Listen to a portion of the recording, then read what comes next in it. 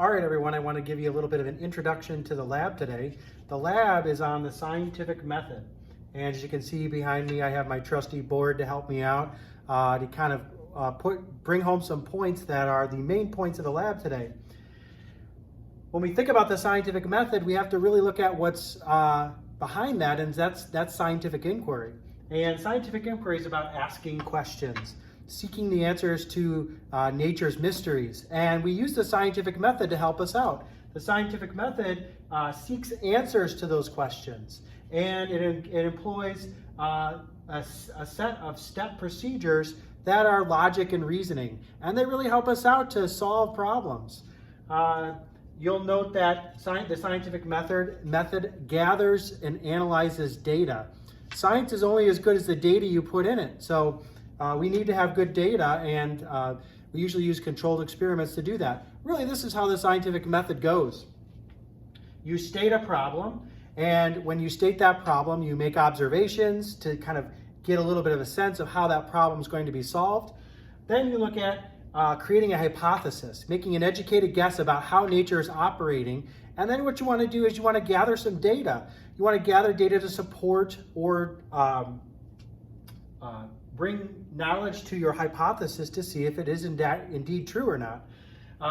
You need to then conduct a controlled experiment, and a controlled experiment gathers data, and that data then can be analyzed, and from the analysis of the data we can draw conclusions. Did our hypothesis work? Do we need to adjust it? Is it 80% correct, 90% correct? We have to remember science is only as good as the data that you put into it.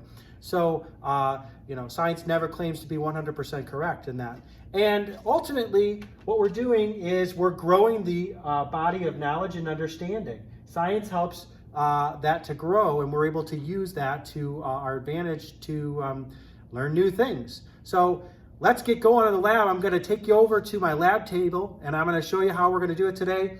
And you're going to go ahead and print out your lab. And it's best to print out your lab because a lot of times we gather data during these videos, and you're going to have to graph the data. So I do prefer that you print those out if you can. Then go ahead and take your data on there and so forth. If you have a way to use PDF on your computer, or write on your Microsoft Word files, then by all means go ahead and do that. And you can submit either by turning that save file in, or you can take a picture or scan in your completed lab, your paper lab, and then email that in or drop it in the assignment Dropbox. All right, so let's get started in the lab.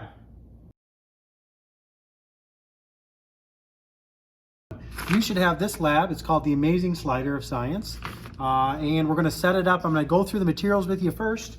Then we're going to go through the data gathering and how we can kind of set up our experiment and gather the data. Then I'm going to turn you loose to analyze that data and draw some conclusions from it. So today we have our lab, so hopefully you've printed this one out.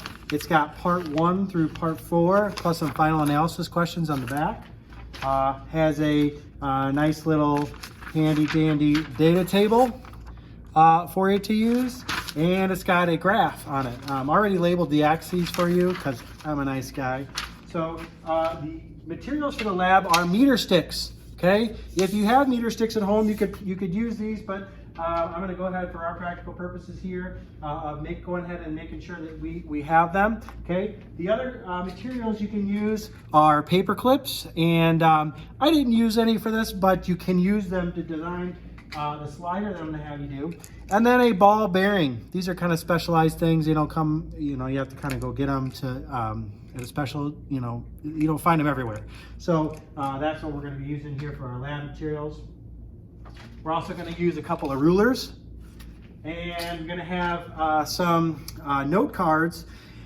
And the purpose of the lab, again, is to use the scientific method in order to solve a problem. And the problem that I want to give you is, how can you move a note card with good control? And we can actually do that.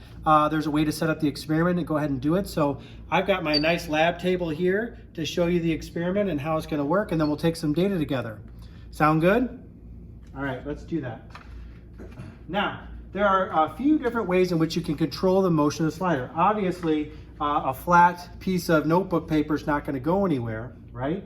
But using the materials in the lab, we can get it to go somewhere, and we also have to kind of form it a little bit. Notice that there are a couple different varieties. Here's the small and large version where you just fold it into a wedge.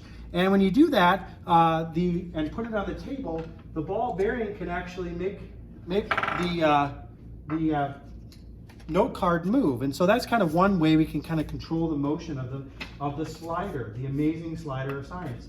Other smart students have come up with some other great designs, things like a wedge. When put on the ground, or excuse me, put on the table, and you let the marble rip here, it moves the slider, as you can see. And so I have these meter sticks propped up on the lab table because you can actually control the motion a little bit better with the slider by using this ball bearing, if you're able to measure where you're able to put the starting position for the marble. If you're able to measure the starting position of the marble and put it at different places, then you can kind of make that slider move less or more, okay? Sometimes it moves too much, as you can see there. All right, so today's experiment setup is this. Now, the lab itself, of course we're doing this online, but if I had you do this lab yourself, I'd have you give you these materials and say, okay, I want you to be able to move this note card using this ball bearing in a consistent way throughout the experiment. And so you would have to come up with this experimental design. Now, I kind of went through the steps with you, but the idea is the same. The problem, if we're looking at it from the scientific methods perspective, the problem is moving the note card with control, okay? We make observations by saying, if we mold this note card, it's going to be able to move in a certain way. And if we prop the meter sticks up and put them together, then we can control the motion of the marble. We control the motion of the marble, we control the shape of the slider. I think we can control the motion of the distance it slides. I just said the hypothesis. So we have the problem of moving the slider with control. We make observations to kind of figure it out. We design an experiment. We make a hypothesis. Yes, I can control the motion of the slider. And then we go ahead and test the hypothesis. And to do that, we're going to set up our experiment, get it so that we're able to move the note card. And I'm going to, for our purposes here today, use the large note card folded for our slider, okay?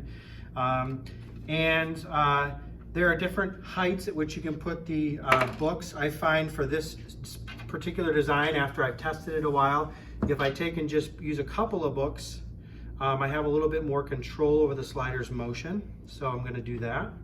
So I'm going to move this here. And I'm going to go ahead and put the slider up here. Now, the way in which we can control the motion or measure how we control the motion, part of data taking is actually measuring, is I'm going to use this ruler here, and we're going to do it in centimeters, okay? And so I'm going to go ahead and put that ruler down, okay? And I'm going to put the back edge of the ruler where the back edge of the slider is. And then I'm going to kind of test, can I move that slider a very short distance? And the answer is yes. If I put the marble close to the end of the meter sticks, I can move that slider a very short distance. And the other question is, can I move that slider a far distance? If I put the marble all the way back by the end of the slider, the answer is yes, I can move it past 30 centimeters or more. So I should be able to hit all the different distances on these rulers by actually going through and taking the data. So, to summarize, we've just kind of talked about how the experiment is set up. We went through the process of the scientific method and all from stating the problem, making observations, stating a hypothesis, and we have set up our experimental design to test our hypothesis. The testing of the hypothesis and the gathering of data is going to be part 2. What I want you to do is pause the video and go through and answer the questions on part 1 of your lab. Part 1 is about the experimental design we just talked through.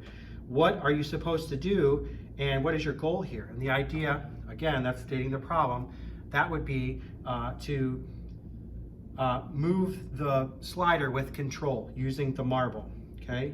the general relationship between the movement of the marble and the movement of the index card. This is a straightforward and easy question. The faster the marble moves, the farther the index card's going to move. A couple of things you learned or had to adjust might be the shape of the slider itself, or perhaps the height of the meter sticks, or how high you prop them up. These are different things that you would need to adjust in order to get things right. And I'm asking you to sketch this design. So before we move on to part 2 and gather this data, I want you to take a moment to sketch the design. Also, I want you to think about, is there one thing that you're not really consistently able to control in this setup, no matter how many times you try? And we're probably going to be able to answer that as we go through and start gathering data.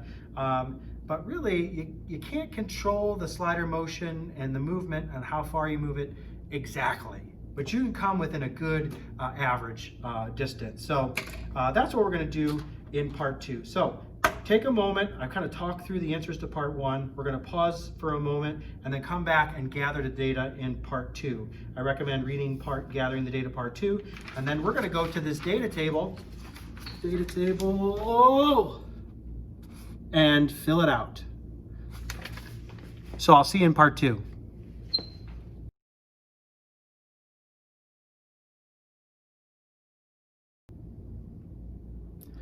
All right, you ready? Let's take some data.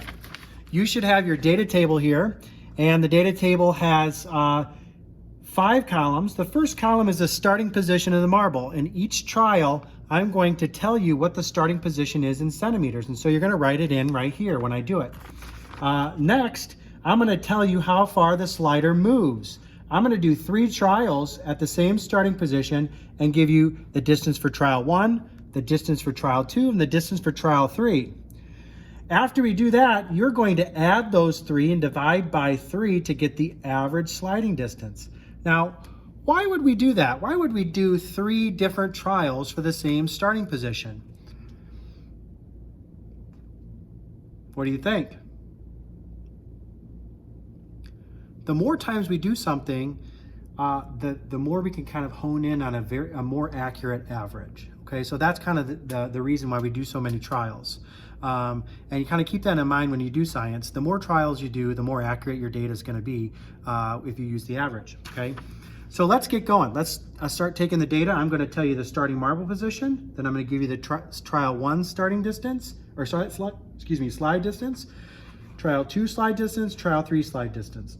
Let's do this. All right, if you recall, we're using the large note card folded in a V.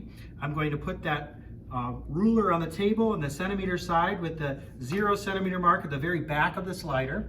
And I'm going to go ahead and take the marble now, my trusty marble, and I'm going to try to start moving the slider at small distances and then work my way up. So my first starting marble position is going to be 1 centimeter. So you're going to write 1 centimeter in the first blank under the starting position of marble in centimeters. You're going to write 1.0 centimeter. I wrote it really sloppy on mine. Okay, here we go.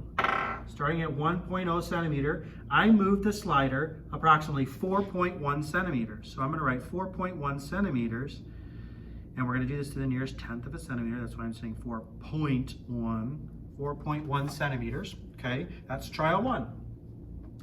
Now, for the starting position of marble at 1.0 centimeters, I'm going to do trial 2. I'm going to do it right again. Just putting the marble at the starting position of 1 centimeter and letting her rip.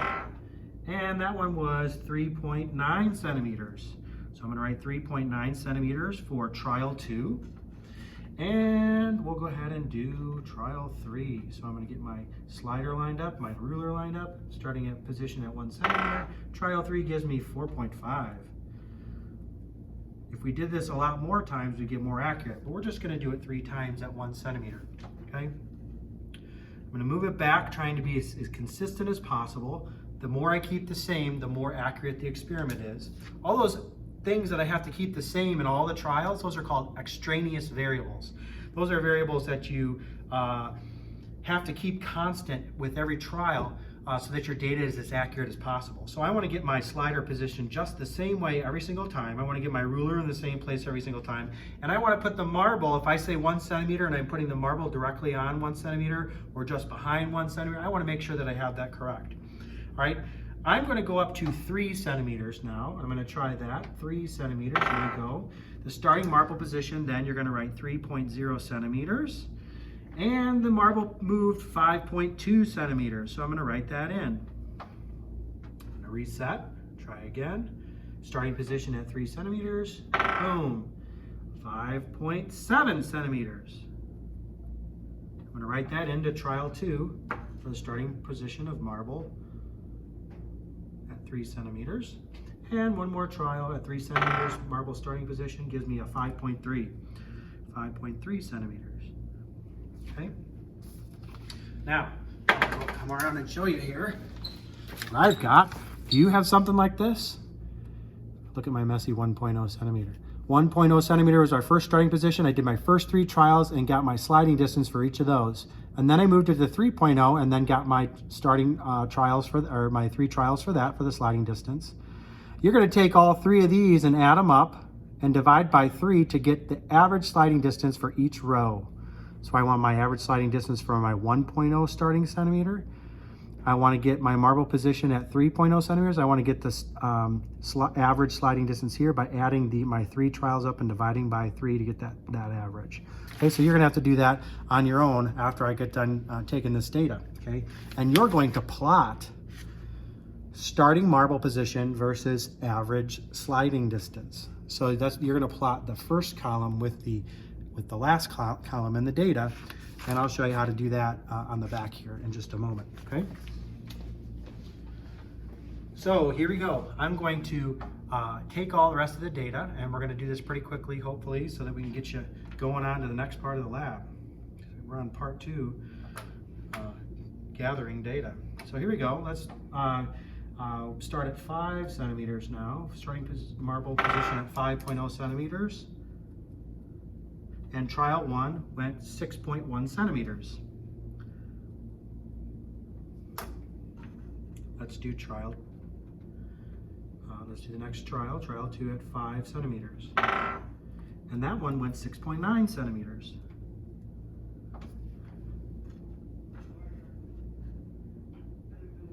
Let's do trial 2 at the starting position of 5.0 centimeters. Here we go. And that one is 6.9 centimeters. And let's do starting position at 5 centimeters. Let's do trial 3. And that's 6.4 centimeters. We're going to jump all the way up to 10 now. Okay, 10 centimeters starting position. 10.0 centimeters for the starting position. That's in column 1. I'm going to get 8.9 centimeters for trial 1.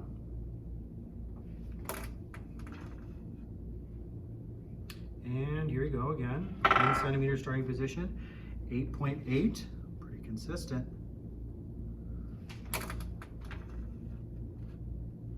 And starting position of 10 centimeters gives me a sliding distance of 8.9. Ooh, that's pretty consistent there. All right, let's move up to 15 centimeters for the starting position. Let's jump to 20 centimeters here for the starting position. So I'm gonna write 20.0 centimeters in the starting position column. Let's do 3 trials at 20.0. And at 20.0, I get to 14.3 centimeters. And just to give you a quick visual of what this is, I'm going to show you up close and personal what I mean when I'm doing these measurements. Okay, so you can see right here, I have the slider here at the end of the meter stick. I went through and I did my measurement here, and I got about 14.3 centimeters. So the sliding distance is about 14.3. And when I reset the slider, I kind of bring it back up here and I try to do it consistent as possible. Note that the meter sticks kind of drift apart. So that's one of the errors in my experiment that's going to make the trial slightly different. And then how I position the slider there, it makes also a difference. Is it turned one way or another? That's going to be another source of error. And finally, where do I put the centimeters and just measurement? That's kind of how we've got it going. I'm going to give you a quick flash of my data here. If you want to take this down, we're at trial 2 now of a starting position of 20 centimeters. Okay, let's begin our next trial at 20.0 centimeters. This is 20.0 centimeters for the starting position, trial 2. Put that on and move it, and it looks like 12.7 centimeters. Notice a bigger discrepancy as we get further down along the line here. Another last trial at 20 centimeters. 12.1. All right. Let's move on to 30 centimeters. Okay, 30 centimeters for the starting position. I'm going to write in 30 centimeters for the starting position. 30.0 centimeters. Here we go. And it goes to 19.3 centimeters for trial 1. 19.3 centimeters for trial 1 at 20 centimeters. Trial 2, 30 centimeters. Starting position. And that goes to 20.0 centimeters. And finally, one more trial at 30. And that gives us 20.9 centimeters. All right. I'm gonna hop up to 40 centimeters. So let's do 40 centimeters for 3 trials. Starting position is 40.0 centimeters. And my sliding distance was 25.7 centimeters for the starting distance, or excuse me, sliding distance. At starting position of 40 centimeters, we're going to get the slider to move on trial 2, 25.8 centimeters. And one more time, at a starting position of 40 centimeters, trial 3, 25.3 centimeters. Pretty consistent there. Let's move it on back to 50. Starting position of the marble is 50.0 centimeters.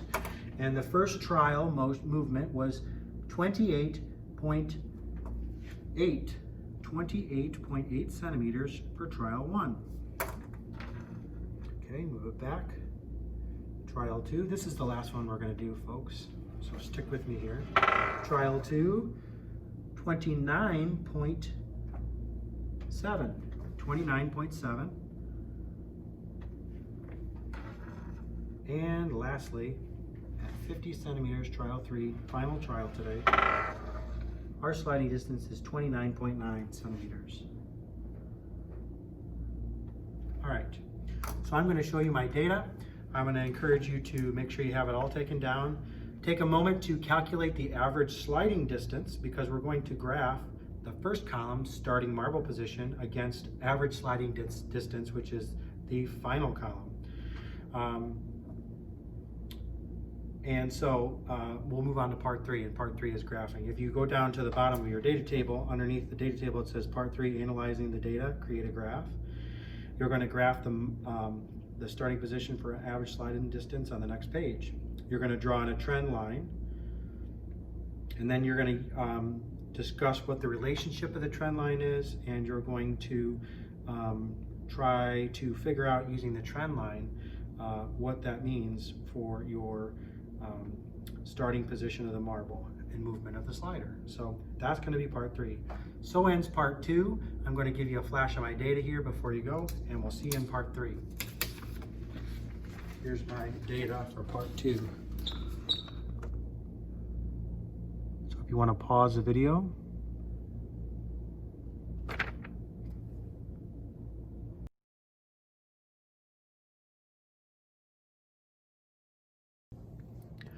All right, everybody, hello from the desk of Mr. Shane. We begin our part 3 of our lab today, and that is analyzing the data and creating a graph. So follow along with me here, and I'm going to kind of walk you through the steps of this. First off, you are supposed to calculate the average sliding distance for every one of these. So the starting position of the marble being at 1.0 centimeter, I had 3 trials. I add those 3 trials up, and I showed you right here, I add the 3 trials up, divide by 3 to get an average of about 4.17, which ended up being 4.2 centimeters. I did the same for the starting position of 10 centimeters. My average sliding distance became 8.9 centimeters. And then 50 centimeters, I calculated that one out to 29.5 centimeters, 29.46 on the calculator, rounding to the nearest tenth of a centimeter. So you need to fill in the rest of these, and I expect you to fill these in and then plot all of these points. Now I'm going to plot these 3 and give some random points to show you, but part 3, number 1 says graph the marble starting position and average sliding distance. Okay, so go ahead and do that. I'm going to show you this one. 1 centimeter of starting position gives me 4.2 centimeters of sliding distance. So if I go to my lab here, a marble starting position of 1 centimeter would be right about here. Now, it's in between 0 and 5, and it's closer to 0. I have to estimate because the 1 is not in there. But if I start my marble position at 1.0 centimeters, my average sliding distance is 4.2 centimeters. So 1 and 4.2. Again, I'm going to estimate that. Estimating the 1 here because it's between 0 and 5, and 4.2 is going to be on the 4 side, right down here, closer to the 4 than the 5. And there's my first point. Okay, hopefully you can see that there, my first point being right there at 1, 4.2, x, y. Next point is 10 and 8.9, so my starting position is 10 here now, and my sliding distance, what was it? 8.9. So 10, and I come up to 8.9, so just under 9 here. That's my second point. Okay, I'm going to circle them to emphasize. Notice that I'm using pen on this lab. Don't use pen. Use pencil, folks. If you make any mistakes, you're screwed. You got to start over because you messed up in pen. So don't use pen, use pencil. Okay, lastly, always use pencil in science, especially on labs. Okay, lastly, we have 5.0 centimeters and for the starting position, I'm sorry, 50.0 centimeters and 29.5 centimeters for the distance. So 50 and 29.5. So I have 50 here, and I go up to 29.5. It's got to be right about there. Now notice I'm missing a lot of points in between. When you graph this, you're going to get points that are kind of this way and that, okay? I'm just going to kind of like estimate where your points might be, okay? And you're going to plot all your points on here, so your graph should look something like this, okay? And that is part 1 here, graph the marble starting position. Number 2 says to draw a trend line, which is a straight line with the ruler, to show the general direction your data points are lining up in. So we're going to do that one. We're going to move this ruler up here, and you need to use a ruler. And the idea is to get the same number of points on the bottom of your line as there is on the top. So you want to kind of line up your ruler here. You don't want to kind of like go from the first to the last point because you might mess that up, mess up some points, but you're going to kind of get the same amount of points on the bottom of the line as you are on the top and kind of get the overall trend of the line. Now I'm going to kind of guesstimate this to be right about here. I'll draw it in black here. Notice that my line doesn't go through hardly any points, but it does serve us to have some points on the line and kind of an equal amount on the bottom and the top. This is a general trend line, okay? Why do we draw the trend line? Because we didn't have data points right here, or right here, or right here, or right here. The trend line helps fill in the data for us. So graphing, one point is to visualize the data. Another point is to actually get yourself to a point where you can estimate other things, okay? So for example, if we wanted the slider to roll to move 25 centimeters, we would go to the average sliding distance of 25 centimeters here on our graph, come on over to our trend line, and note that if we drop down and read where the marble starting position is, even though there's no data points there, we note it's about 43 centimeters. And actually, the question number 4 here on part 3 of analyzing the data, you'll note that it says, using the trend line you drew, tell me where you would need to start the marble to have your slider move 10 and 25 centimeters. So we just did the 25 centimeters. It'd be 43.0 centimeters is where we'd probably start that marble. Let me show you the 10. If we want to get the slider to move 10 centimeters, I'm saying you have to put the marble at 12.5 centimeters. So let's go look. Moving the slider 10 centimeters up to here, come over to the graph, drop back down, and you would read, yep, right about 12.5 for the marble starting position. So now your answers are not going to be 12.5 and 43. Your line is going to be slightly different than mine, and you're going to get slightly different answers. So I expect to see slightly different answers for this one. In addition, don't forget you got to calculate your own average sliding distance. You have to plot your own points, not these. And you have to draw in your own trend line, okay?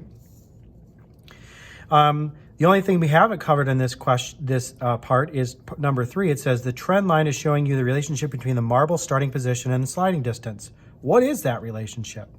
And that answer is, if you go to the graph and you look at it, as marble position increases, the sliding distance increases. For example, if you put the marble at 10, it slides about 8.9 centimeters. If you put the marble at 20, it slides about almost 14 centimeters. If you put the marble at 40, it slides about 23 centimeters, etc.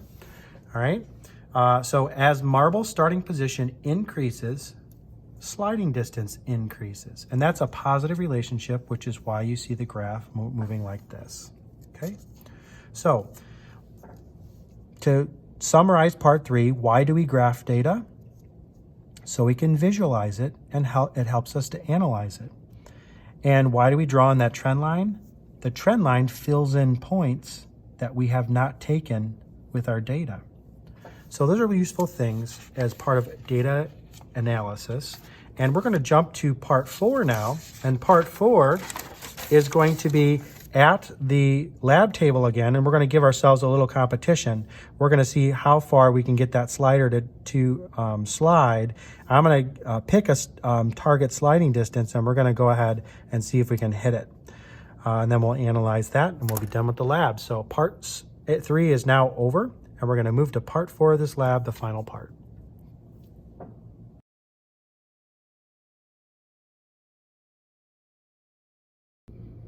All right, let's start part 4.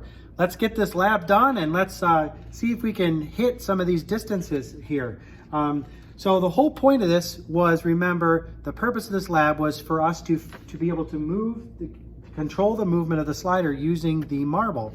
And we took a lot of data. We analyzed that data. We're really ready now. I bet you and I can hit a distance of our choosing. So let's pick one. What we're going to do is we're going to select the target distance here. And what do you think? What should we do? Go ahead and yell something out.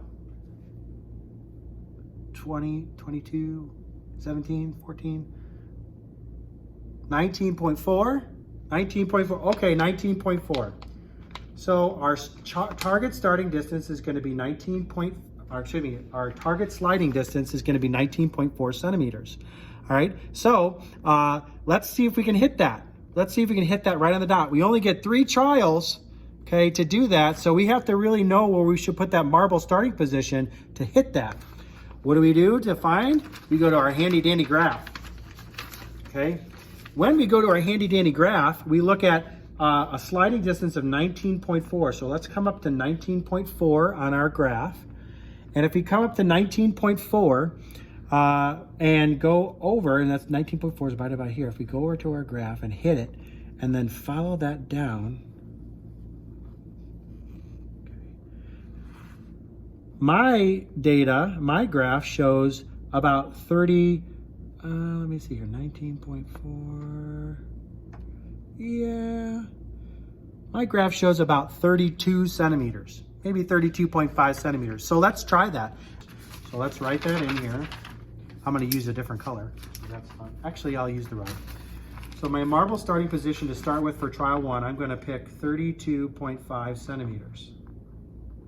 Okay, 32.5. Let's try it. Wait, oh, you can't see that because of the paper glare. 32.5. Let's try it. Let's see if we can get this to work. Okay. Now, you have to have our slider set up just right. Remember, if we moved our meter sticks, or if they move back and forth, or if we start our slider in a different spot than when we were taking data, we're not going to make it. So let's see if we can do this. Our target sliding distance is 19.4. I want you to slide 19.4 centimeters. To do that, I'm going to take my handy dandy marble and I'm going to put it at 32.5. So here we go. Let's try this out. Drum roll, please. 32.5. Here we go. Come on, 19.4. Okay, trial 1 is 21.9. Okay, so for slide distance for trial 1, I'm going to put 21.9 centimeters. Now, if you do the math, there I am. My starting position was 32.5 and my slider went 21.9. Obviously, I wanted to go 19.4. So I'm off here, right? If I'm about one and a half centimeters off or so. So I need to start the marble position. Maybe I should try starting it at about like 31. What do you think? Let's try 31. So I'm going to start for trial 2. I'm going to go ahead and my graph says I need to be around here. So I'm going to try 31.0 centimeters for my starting marble position. Let's see what happens. Got to set my marble up.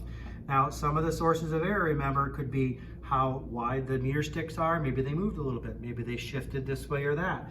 Maybe I didn't have my measurer just right. Okay. Notice that in the bottom part here, the final analysis question, describe why you were or were not able to hit your target. And that comes down to your extraneous variables. If I kept all my extraneous variables constant, if I did all the same things now that I did when I took my data, then I'm going to hit it. If I didn't, then I'm going to have problems. What are my extraneous variables? The position of the slider, how wide the meter sticks are, how the meter sticks are set up, where the ends of the meter sticks touch the book, etc. Okay, so that's good. I just gave you the answer to the final analysis question. If you missed it, roll the video back and grab it, okay? Now, let's try to hit this. We're gonna try to hit 19.4 centimeters. Drum roll, please. I'm gonna do 31 now instead of 32.5. Here we go. Oh, I'm at 20.1 centimeters, 20.1. So the slider want 20.1 centimeters. Oh boy, I'm about 6 off, 0.6 centimeters away. Now in this lab, I give out extra credit when you actually do it in lab. Sorry, no extra credit for you, but within 0.6, I'm within 1 centimeter. Let's see here, what would I get? 3 points extra credit. Sorry guys, sorry to bring that up, but I'm not going to do the extra credit this year because we have some remote learners. All right, so here we go. Trial 3. I think maybe if I started at 30.0 centimeters, you're gonna hit it. So my last trial, 30.0 centimeters. So let me update you on what I'm doing here. There it is. My last trial, I'm going to start the red on the bottom, 30.0 centimeters. Let's try it out. Last try. See what we can get here. 30.0 centimeters. Drum roll, please. 21.2. 21.2 centimeters is how far that slider rolled that time. So the overall analysis is the best trial I got was 20.1. So I was within 0.6 centimeters. That's pretty good. Okay.